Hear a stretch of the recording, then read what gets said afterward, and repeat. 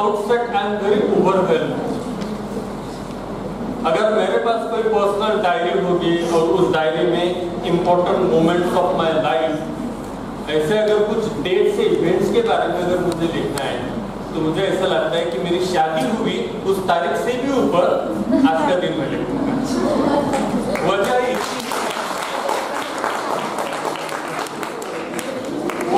इतनी है कि अपने आपके लिए ये बहुत ऑनर्ड उस तरीके का फख्र जैसे माहौल या अनुभव होता है कि आप जिस कॉलेज में पढ़ चुके हो उसी कॉलेज में आपको गेस्ट के रूप में बुलाया जाता है। मेरा बायोडाटा इंट्रोड्यूस करते हुए मैंने अर्चना मैडम को कहा था कि जो पेपर के ऊपर है उतना ही इंट्रोडक्शन के आप बोलने वाले हो ना। हो सकता है कि मेरे क्लासमेट के रूप में मेरे बहुत इन्स एंड आउट सब कुछ हो सकते हैं, इसलिए मुझे डर लग रहा था। But I am very much thankful to Archana ma'am कि जो कागज के ऊपर है उतना ही उन्होंने मैनेज किया। At the outset, I am very much thankful to the Honorable Chairman, Secretary, all the Trustee of Berkeley Education Society. Secondly, I make a mention of previous ex-principal of this college and ex-pro Vice Chancellor of Pune University, Dr. Chaure sir. मैं उनका mention इसलिए करना चाहता हूँ कि Ahmad HPD college में जब मैं पढ़ रहा था उस वक्त वो प्रिंसिपल थे। इसी तरीके के वहां पर एक्टिविटीज चल रहे थे। उन एक्टिविटीज में अर्चना मैम संस्काराचे महत्व उसके ऊपर बहुत अच्छे तरीके से अपना स्पीच दे रहे थे। उसी हॉल में आखिरी के विंडो को पकड़ के मैं बैठा था। अर्चना मैम ने बहुत अच्छे तरीके से संस्कार का इंपॉर्टेंस बोलना शुरू किया और बैक बेंचर जैसे कमेंट करते हैं उस तरीके की मुझसे एक कमेंट निकल गई। जैसे मेरे मुंह से कमेंट निकल गए तो मेरे कंधे के ऊपर हाथ था। पीछे मुड़कर देखा है बोले रे एंड इट वाज डॉक्टर बड़गुजर सर। उन्होंने मेरा हाथ पकड़ा, स्टेज के पास लेके आए और डायरेक्टली बोल दिया कि अर्चना मैम ने संस्काराचे महत्व उसके बारे में बात की। अब प्रीतम बेदरकर संस्कार जरूरी नहीं है उस तौर से बात की। Believe me, shaking legs, body का टेम्परेचर बढ़ना, सर्कुलेशन बढ़ना, हार्ट बीट्स बढ़ना, जो कुछ भी फियर के सिम्टम्स हैं, मानो बड़गुजर सर ने पूरा की पूरा मुझे एहसास ही दिलाया था। लिटरली इट वाज एक्सपीरियंशियल लर्निंग। अब कहीं ना कहीं मेरा अपनी इज्जत का सवाल था। 2-4 एग्जाम्पल्स का जुगाड़ करके 5 मिनट मैंने तो पास कर दिए, लेकिन उस वक्त स्टेज से उतरते वक्त चौरे सर का एक डायलॉग था, चांगला बोलतो रे तू, and it boosts me a lot. And thereafter I passed my graduation. I joined Pune University for my post-graduation program. And believe me, that time I was not knowing the importance of Vice Chancellor positions, then the Pro Vice Chancellor position. Chaure sir university में आ गए करके directly हम उनके office में चले गए। हम मतलब मी मला एकट्याला आता वहां पर हम पहुंच गए तो मैंने अपने आप को इंट्रोड्यूस किया और मेरे लिए दूसरे फख्र की बात थी कि उन्होंने मुझे ऐसे कहा कि अरे ते सायकोलॉजी डिपार्टमेंट तुला बोलतो ना ऐकलं होतं आणि मी लक्षात ठेवलं तुला काहीही अडचण आली तर बिंदास मला भेटायला यायचं। मान लीजिए कि एक पैथोलॉजी लेबोरेटरी में काम करके this is not the right word लेकिन पार्ट टाइम बीए साइकोलॉजी करने वाला बंदा है। यहाँ पर सर डे टाइम या मॉर्निंग आवर्स में मैंने डिपार्टमेंट जितना अटेंड नहीं किया उतना बड़गुजर सर के घर पर इवनिंग टाइम क्लासेस रहे। आई स्टिल रिमेम्बर कि मेरी लेबोरेटरी जहाँ पर काम करता था 9 बजे लेबोरेटरी खत्म होती थी, सर के घर पर जाता था और वहां जाने के बाद सर आज काय लिहिलं जर्नल ते मला विचारायचे और मैडम आने के बाद वो मुझे गिलास पर पानी देने के बड़गुजर मैम और उसके बाद मेरा चेहरा पढ़कर ही वो बोलते थे हम प्रीतम तुला खायला काय दिलं।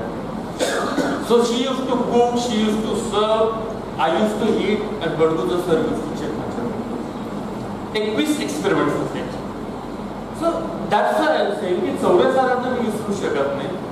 And of course present principal Suryavanshi sir, IPC coordinator Ratnabarki sir, vice principal ma'am, student development officer, head of the department, तुमच्या सगळ्यांच्याच प्रती मी ग्रॅटिट्यूड व्यक्त करतो that you got me here आणि छान एक संधी दिली सायकोलॉजी डिपार्टमेंटची मुलांची संवाद साधण्याची. त्याचबरोबर मला ॲप्रिसिएशन सायकोलॉजी डिपार्टमेंटच्या हेडपासून तर सगळ्या स्टाफशी मानायचे की बहुतेक त्यांच्याचकडून जी सूचना आली असेल की बेदरकर सरांनी अंकुर ऍक्टिव्हिटी आणि ह्या ऍक्टिव्हिटीमध्ये मला गेस्ट म्हणून बोलवलं जाते. मॅडमचं पहिलं फोन आला आणि मॅडमने मी असं म्हटलं की हातातली सगळी कामं मी सोडणार आणि अंकुरमध्ये पार्टिसिपेट. आणि हा डायलॉग बोलण्याचं कारण असं होतं, लेट मी टेल यू, आजचा माझ्या दृष्टीनं इम्पॉर्टन्स असा होता की माझ्या कॉलेजमध्ये प्रिन्सिपल आज पदभार घेत आहे, ज्युनियर कॉलेजचे व्हाईस प्रिन्सिपल पदभार घेत आहे आणि vice principal of that college I requested them. मी त्यांना म्हटलं सर समोरच्या दिवशी अगदी लोटांगण घालेल, माफी मागेल तुमची, पण मला आज माझ्या डिपार्टमेंटला बोलवलेलं आहे आणि म्हणून मला जायचं आहे. आणि अशी संधी देणारं माझं डिपार्टमेंट त्या सगळ्याच फॅकल्टीजचे मी मनापासून आभारही मानतो. आणि काहींच्या बाबतीत वयानं मोठा असल्यामुळे words of appreciation I hope. Ankur नावाची ऍक्टिव्हिटी हे जे डिपार्टमेंट ऑर्गनाईज करत आहे, तर मला असं वाटतं की त्यासाठी मी आभारही मानेन माझ्यापेक्षा वयाने करण्यासाठी. कारण ह्या ऍक्टिव्हिटीज आपल्याला काय देतात, आजच्या मॅमला थोडंसं आठवत असेल, that time we use to have 21 experiments, anxiety, classical conditioning, trial and error learning वगैरे वगैरे. कॅन यू बिलीव्ह की ह्या एक्सपेरिमेंटच्या टायटलवरनं एखादा माणूस प्रेमपत्र लिहू शकतो? आणि विश्वास बसत नसेल तर माझ्याकडे बघा. आजचा बोलण्याचा विषय नाहीये त्यामुळे मी प्रेमपत्र ते बोलून दाखवणार नाही, पण लिहिलेलं होतं छान 21 एक्सपेरिमेंटचे टायटल घेऊन प्रेमपत्र लिहिलेलं होतं. हे प्रेमपत्र लिहिण्यामध्ये मोठेपणा नाहीये बरं का, पण इतकी क्रिएटिव्हिटी. प्रत्येक एक्सपेरिमेंट, त्या एक्सपेरिमेंटचं टायटल, त्याच्या मागे असणारं मिनिंग, ते इसेन्स पकडायचं आणि दुसऱ्या पर्पज करता वापरायचं. What we call it in creativity, conversion thinking and diversion thinking. ह्या अशा पद्धतीच्या खूप चांगल्या ऑपॉर्च्युनिटीज आपल्याला मिळतात. आणि अंकुर नावाची ऍक्टिव्हिटी तुम्हाला अशा पद्धतीची ऑपॉर्च्युनिटी देते आणि तुमचं डिपार्टमेंट तुम्हाला ती ऑपॉर्च्युनिटी देत आहे, म्हणून मी खरं सगळ्या टीचर्सचे आभार मानणार आहे. आय क्वेश्चन टू मी, मला स्वतःला प्रश्न विचारतोय, I am here because I am from here. संध्याकाळच्या गोष्टीच्या सरांची जेवण त्याचा मला उल्लेखच करायला हवा. पांगे मॅडम अगदी मदत लगत असायच्या. अक्षरशः मी असं बोलायला नको, पण 9 ते 9:45 ते लेक्चर आहे सर. मला 9:30 क्लासमधून गुपचूप पळून जायला लागायचं. मॅडम अशा वेळा आल्या की माझ्यापासून मी पळून जायचो. महात्मानगर नाशिक रोड बस असायची, त्या बसमध्ये बसून उपनगर पर्यंत तिथून सायकल काढायची आणि नाशिक रोडच्या कॉर्पोरेशन हॉस्पिटल आणि काहीतरी एक दिवस त्याच्या लक्षात आलं की एक चेहरा सारखाच गायब होतोय. मी वळाला चेहरा गायब. She would have fired me, rather she asked me question, problem काय. सो डेफिनेटली मला त्यांचं इथे उल्लेख करावं असं वाटतं. आणि त्या व्यतिरिक्तच फेअरवेल पासून हे वेगवेगळ्या काही गोष्टी आहेत, खूप खूप खूप गोष्टी अशा आहेत की ज्या गोष्टींमुळे मला असं वाटतं की मी इथला आहे आणि म्हणून आज इथला आहे. या गोष्टीचा आवर्जून उल्लेख करतो. जे पार्टिसिपेटिंग स्टुडंट्स आहेत, ज्यांनी रील आणि रिअल बद्दल आपले वेगवेगळे इनपुट दिलेले आहेत, in the capacity of the resource, in the capacity of the structure, in the capacity of the very good and beautiful anchors, in the capacity of the participants. आणि अगदी मी आता बोलायला लागलेलो आहे तर मला काही चेहरे आठवत आहेत हॉलमध्ये. वरती असलेला मोबाईल असा खाली गेलेला आहे त्यांचा. इथपर्यंत त्यांचं मला पार्टिसिपेशन मिळायला लागलेलं आहे. तर सगळ्यात पार्टिसिपेटिंग स्टुडंट त्यांना मी मस्त गुडलक करतो. मला जो बोलायला दिलेला टॉपिक आहे तो टॉपिक आहे media psychology reel versus media. बोलण्यासारखं खूप काही आहे बरं का याच्याबद्दल, पण वेळेच्या मर्यादा आणि वक्त्यांना ठरवावं त्याने किती बोलायचं, या सगळ्या गोष्टी लक्षात घेऊन मुद्दाम मी आज स्लाइडची मदत घेतोय. कारण फ्रीली बोलायला सुरुवात केली तर कितीही बोलत नाही. त्यामुळे थोडक्यात बोलायचं आहे, ब्युटिफुल बोलायचंय. आणि बोलायला सुरुवात करताना सर मला एक छोटीशी गोष्ट आठवते. In year 2024 for the whole year I was writing for Lokmal and the title of that article was आनंदी जगा. आणि पहिला आर्टिकल आणि त्या आर्टिकल मधली स्टोरी मला इथे रेफरन्स म्हणून द्यायची. एक छोटासा आश्रम होता, त्या आश्रम मध्ये ऋषी होते. त्या ऋषींची खासियत अशी होती की समोरच्या व्यक्तीच्या मनामध्ये काय आहे ते त्यांना लक्षात यायचं. And he used to speak. तुमच्या मनामध्ये असं आहे. प्रचंड लोक प्रभावामध्ये होते त्यांच्या. People used to visit, people used to put their queries or questions and he used to guide them spiritually. एक मुलगा माझ्यासारखा, म्हणजे आजचा नाही त्यावेळेचा, एक माझ्यासारखा मुलगा असा होता की त्याला असं वाटलं आपण त्या आश्रमात जाऊ आणि त्या गुरूंना खोटं ठरवू. So what he did, he took one butterfly and he held it in his hand. Fist. मोकळे अशी फीस्ट आतमध्ये फुलपाखरू आहे आणि तो त्या गुरूंच्या समोर जाऊन बसला. गुरु हसले. हसल्यानंतर त्यानं गुरूंना म्हटलं की माझ्या हातामध्ये काय आहे. आणि इट वॉज हिज प्लॅन. तिचं गुरूंनी सांगितलं तुझ्या हातामध्ये जिवंत फुलपाखरू आहे, तो फुलपाखरू तिथंच क्रश करायचा आणि दाखवायचा. आणि गुरु म्हटले तुझ्या हातामध्ये मेलेलं फुलपाखरू आहे, तर हात ओपन करायचा, छानपैकी ते बटरफ्लाय फ्लाय करेल आणि गुरुला कुठल्याही परिस्थितीमध्ये आपल्याला खोटं टाकायचं. So he sat before the guru, the butterfly was in his hand, he was intent to either an or act. And he questioned, what is in my hand? And simply Guru answered, ते तुझ्या हातात आहे. त्या मुलाला लाज वाटली, त्यानं खाली मान घातली आणि त्याला ते बटरफ्लाय सोडून दिलं. Don't you feel? तेच एक्झाम्पल त्यावेळी मी ह्या कॉन्टेक्स्टने घेतलेलं होतं की आनंदी जगायचं की नाही जगायचं ते. Very good. इथं मला रील वर्सेस रिअल बद्दल तेच बोलायचंय की पुढचा रील मला कोणता पाहायचा आहे ते कोणाच्या हातात आहे. Because artificial intelligence is politics. आणि त्यामुळे मी असं म्हणेन खूप छान टॉपिक घेतलेला आहे की ज्या टॉपिक मध्ये आपण हाच एक मेसेज पहिल्याच स्लाइड मधून घेऊया. काय पाहायचं ते आपल्या हातामध्ये आहे. अलीकडचा रील आहे. मेंटली अशाच मानसिकतेमध्ये आज मी इथं उभा आहे. आणि पलीकडच्या बाजूचा जो आहे तो रिअल आहे. फरक किती आहे? 48 किलो पासून 84 किलो पर्यंत गेलेला फरक आहे. This is not the difference between real and real. तुम्ही किती प्रभावी असले तरी किती वेळ बोलायचं हे आपल्याला ठरवायचं असतं. त्याच्यावर दोन गोष्टी आहेत. लग्नामध्ये गेल्यानंतर 2च शब्द बोलायचे असतात. आणि दुसरा तत्व असं आहे की आपलं व्याख्यान रील पण बनणार नाही ना 30 सेकंदात. अशा दोन्ही गोष्टींची मी काळजी घेणार आणि इन बिटवीन मी बोलायचा प्रयत्न करणार. And that's why I instructed to me neither too much not too less. Reels recently observe by me. अलीकडे एक खूप सुंदर अशी लेडी त्या रील मध्ये ती हिंदीत बोलत असते आणि नेमकं महाशिवरात्रीच्या मुहूर्ताच्या आधीचा आठवडा आहे. तिचे 2-3 डायलॉग होते. एक डायलॉग तिचे अशा पद्धतीचा होता की तुम्ही तुमच्या बायकोला सिल्वर ऑर्नामेंट द्या. 100, 200 and 1000 times you will become rich. Tanmay sir लक्षात असते.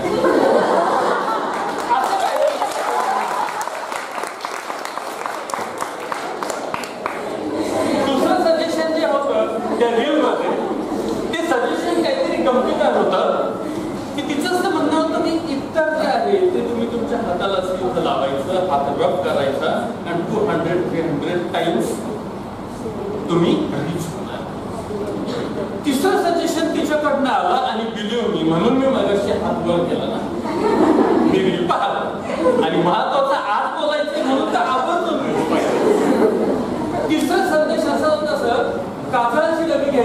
आणि वडाच्या झाडाखाली पुरायची.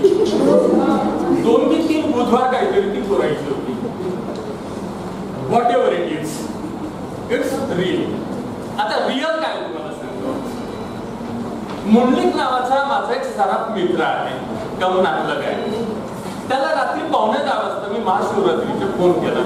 आज सगळ्यात जास्त काय विकलं गेलं. त्याचं म्हणणं होतं सगळ्यात जास्त पैंजण विकला गेला. दुसरं मला असं विचारायचं होतं की अशा कितीतरी लोकांनी आपल्या बायकांना नाही म्हणतात, आपल्या बायकोला कितीतरी अशा पैंजण वगैरे दिल्या, बरोबर. आता आज सकाळची बातमी, महाशिवरात्री कोणत्या दिवशी होती. इट वॉज थर्सडे गेला, फ्रायडे गेला, सर आज सॅटरडे. 3 दिवस झाले. आपलं शेअर मार्केट हल्लं का. खरोखर त्या हजबंडने आपल्या वाईफला सिल्वर ऑर्नामेंट द्यायला हव्या होत्या. आणि जर एकदा ladies claiming 300, 500 and 1000 times you will become richer. मला असं वाटतं त्या नवरोबांनी शेअर मार्केटमध्ये इन्व्हेस्टमेंट केलेली होती, तो पाठ तरी उचलला जायला हवा होता. अनालिस्ट काय म्हटलं माहितीये, ट्रम्प यांची पॉलिसी कोविडच्या नंतरचा असणारा सिनेरिओ, त्याच्यानंतर इस्रायल आणि कुठलं हे झालेलं आहे, वॉर चाललेलं आहे पॅलेस्टाईन, इस्रायल युक्रेन आणि रशिया. ऍब्सोल्युटली. आणि 4th पॅरामीटर वापरलेलं होतं मॅडम, बजेट जे डिक्लेअर झालं नसेल तर. मग मला असं लक्षात आलं की ही जी लेडी आहे सिल्वर ऑर्नामेंट देणारी, या लेडीला 4 पॅरामीटर का लक्षात आले नाही. This is what real versus real. आता आपल्याला ठरवायचंय की नेमकं काय. आपला शुक्र नेमका आपल्या नॅशनल आणि स्टेट बजेट डिपेंडंट आहे की बायकोला जायचं सिल्वर ऑर्नामेंट डिपेंडंट आहे. दुसरं सीन मला मांडायचं आहे, रील पॉप्युलराइज सम प्लेसेस. रील तुम्हाला टेकू देऊ शकतो बरं का, पण कायमची प्लेस देणार नाही. You must be knowing first lady. नाव काय तिचं, किती गाणे गायले तिनं.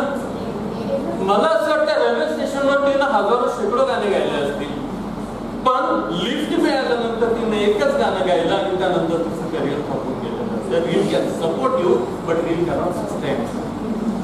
दुसरा चेहरा कोणता आहे माहितीये, येस, कॅडबरीज द्यायला हवे होते, पण कॅडबरी दिले तर परत रीलचा मी पुरस्कार करतो असं तुम्हाला वाटतं. त्यामुळे तुमच्या मेमरीला ऍप्रिसिएशन. कच्च्या बदाम पक्का बदाम असं काहीतरी गाणं होतं, छानपैकी लेन मध्ये आपल्या गावामध्ये तो ते सगळे विकणारा माणूस होता. अचानक एक दिवस रील नंतर फेमस झाला आणि रील नंतर फेमस झाल्यानंतर कधीतरी त्या माणसाचं दुःख ऐकायला मिळालं.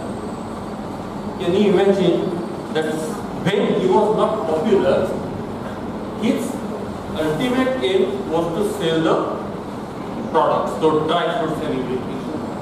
नंतर काय घडलं माहिती आहे माणसाच्या बाबतीत, विकणार राहिलं बाजूला आणि आपले सगळे मंडळी त्याच्यासोबत काय घ्यायला लागले. He got distracted.